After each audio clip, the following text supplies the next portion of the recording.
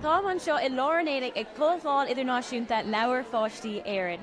Déanta céileadh an tauilleadh agus an tábhacht do bhuiin le leabhar do bhuine óga ag an ggóháil seo gach bliain.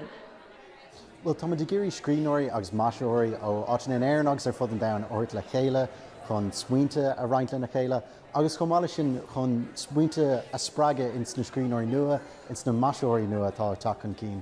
Chun dóchas ort dó siúd chun feiceant cén chuí ar féidir lo siúd leabhar scríb nó leabhar a bhaisiú amach anseo.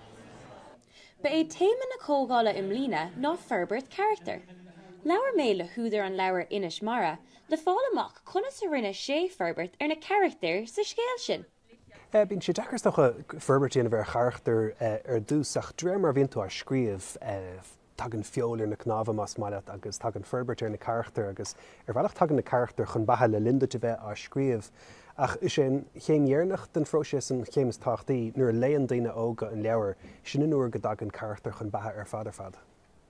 Agus bhí go leor cóirla ag láiriat na nóg Patricia Ford de scríbhneoirí óga.